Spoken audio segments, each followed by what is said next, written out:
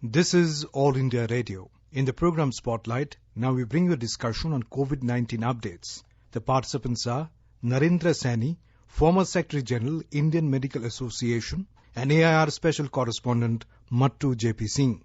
As of now, in the fourth phase of lockdown, we have seen recovery rate of patients from COVID-19 has improved in the country. How do you analyze this?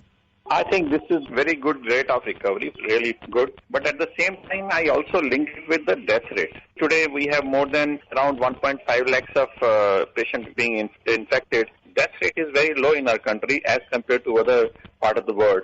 So I think this is going on is right way we are going on. There are questions now regarding the lockdown. That is, how long should we keep the lockdown? Should it be extended further? Or as we have seen in other countries, where with precautionary measures in place, emergencies have been called off, the recent example being of Japan. How do you see this in the context of our country's lockdown? Lockdown cannot be extended to a long period of time.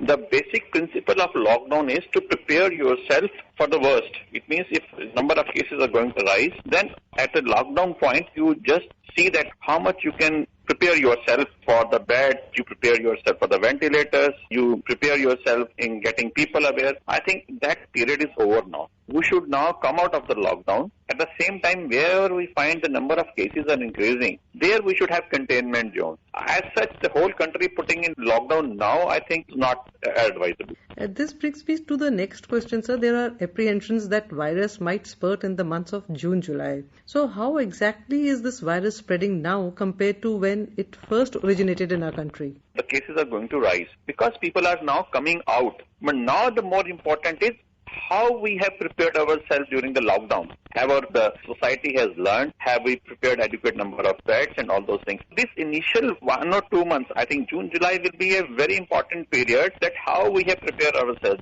Sir, more of this apprehension is also because of the monsoon season which is in coming months, and we will have the normal cough and cold symptoms, and as the things go, sometimes the immunity might come down. In this situation, how do we segregate this virus from the common cough and colds which will come and make people, okay, now I'm having cough and cold, what should I do next? That is going to be really a challenging time for the medical community because during this summer, some people were thinking that might be that coronavirus will go away because of the heat. But since it is a novel virus, we do not know, but it is not going to go down as we are seeing the number of cases are rising. And the symptoms, most of the cough and cold you rightly said will almost same. So really we have to see the clinical picture once a patient comes during the clinical phases of normal cough and cold. Severe symptoms do not happen. Here in these cases, there will be difficulty in breathing. There may be some other symptoms. So through that, only we can come to know that this is not the common cold which is happening in every summer. This is different. And also, there will be challenge of other diseases happening in summer, which is normally happens like dengue, malaria, and foodborne illnesses, diarrhea. All these things will happen. These 2 months will be really a challenging time. But corona is going to exist. Is not going to fade away. Though we have discussed several times, but we can, reiterate the standing operating procedure for a common man as to, how to go about the self-assessment of the risk and the procedure to be followed with regard to the quarantine. And if I may say, how will one person come to know which is the nearest COVID-19 hospital? Where will this information come from? As you said, this is the illnesses which comes in the summer. And the other one is this COVID virus which is going to persist. But if I see the precautions which we have taken is same. Both the things, coronavirus or this comes because of poor hygiene, because of contact with people. Even whether if you call it influenza, whether you corona, it will come through the close contact with people. So one, maintain that physical distance. You will not have corona, you will not have the other illnesses. Second, we talk about having a mask or face cover, I will say. If you are using a face cover, the same thing applies to other respiratory illness. If it is influenza, you also need to have a mask, and if you are having a corona, you need to have a mask so that the distance is maintained, the infected particles which we through our coughing and sneezing, it will not go away. Third, we say cough etiquettes. Cough etiquettes applies to both. Any respiratory illness, we have to do that same thing. Fourth, we say do hand hygiene. Now, hand hygiene is a single most important thing, not only for corona, but any infective disease, whether it comes in summer or it comes in winter. If we keep in mind that hand hygiene we have to do whenever we are going to touch our mouth, nose or eyes or face, we are not going to have any of the communicable disease. If you keep your surroundings clean, means you disinfect your table and all those things, because any infective material can be lying over there and through your hand can go to your mouth and nose and this. Every infectious disease either enters through my mouth, nose or eyes.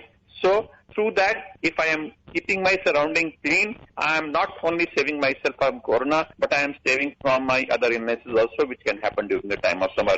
Lastly, we say that whenever taking vegetables or fruits, always wash them, because somebody might have infected them with corona if the person is infected. Similar things we say for any other illness also, that whenever you are taking anything from your refrigerator or taking any raw vegetable or taking any fruit, you must wash thoroughly with water and then take it. These all things are simple, common sense things which will not only keep corona away, but keep away all the summer illnesses which happen during this period of time.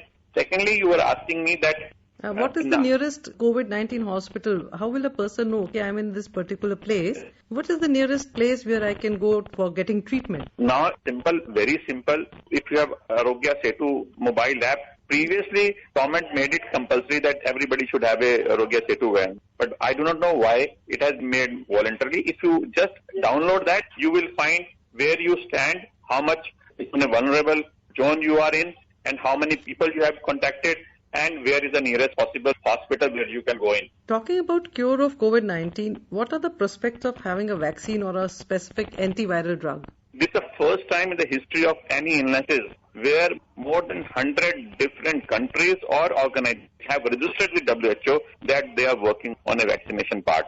If you see the history, because you always make presumption on the basis of the history which we have. If we see the previous history, minimum period of time in which we have got a vaccination is 5 years, that too for influenza virus. But otherwise, it is more than 10 years it have taken to make a vaccination. But because so many people are working, we are in the modern era, we hope that it might come soon. But we have to understand that whenever a vaccination comes, it has to undergo a different processes. One is knowing the genome. That is one trial, phase 2 trials, phase 3 trials. These have a definite protocol. You cannot skip those protocols because these are all for the safety of people. When we are producing a vaccination, the presumption is that it is going to benefit the people. But it may not that one day this vaccination start causing a disease. That's why these phase 1, phase 2, phase 3. That is manufacturing challenges.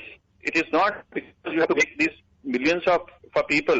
Then taking for manufacturing, there are so many other protocols to be filled. So minimum, I feel that it will take around 6 to 7 months. If I see today, many of these people who are working on vaccination, they are in maximum phase 2 trials, which have just started. If I say that everything goes fine, even then it is going to take at least 6 to 7 months. Dr. Saini, if we speak about the testing of cases, we have seen that the testing of cases has been scaled up by ICMR. And there has been prompt action on designation of hotspots and containment zones. Under the given circumstances, what will be the strategies related to testing of cases? The testing remains the criteria. And we have to increase the testing.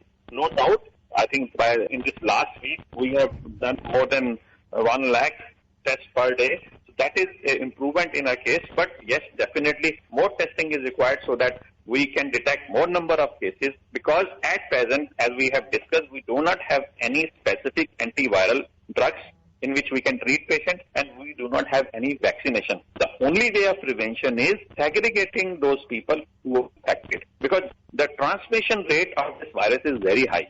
So we have to very judiciously separate people who are infected from the non-infected people. The only way will be getting the test done so that we can segregate those people. So coming back to face masks you had just mentioned earlier, and N95 masks. What are the mask etiquettes and mask maintenance that one needs to pay attention to in our fight against COVID-19?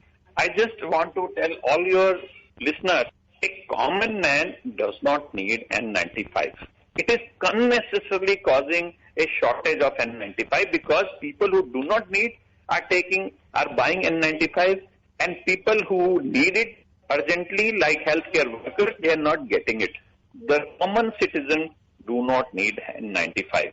Even the surgical mask, not required. Only surgical mask is required where people are home quarantine or people who are taking care of the home quarantine people. Rest of the people just need a face cover. Everybody should have a face cover. And the face cover means that it should cover your mouth, it should cover your nose. Both the things have to be covered. The common man just needs a face cover, which you can stitch it at home also. A cloth which can be put on your mouth and nose. But make two such face covers. One you wash, you clean it, the other one you wear it. So every day you should keep on changing it. Do not wear this face cover for a long period of time. Change it also, because cleanliness, hygiene is very important. Talking about the medical infrastructure and arrangements made by the government in government hospitals, what assistance is being provided, and for that matter, what will be the role of private hospitals in providing COVID healthcare? In the government hospital, government has initiated number of processes, a number of policies they have made. One, initially they made government COVID hospitals, which will cater to only COVID patients. Then there were COVID healthcare centers, where people who were having mild illnesses, they were kept. Now, since government has announced that the people who have mild illness can stay at home also if they have people to take care of them. So they have, at present, they have increased the number of beds. Now coming to the private sector also, government has allowed, because you can keep only things which under the control of the government only. Now recently, at least in Delhi, government has issued that 20% of these patients, they can stay in the private sector also after paying a certain amount, which nursing home people will fix. I think slowly we are increasing the number of beds in the government sector also and the private sector. At present, I think we are doing fairly well.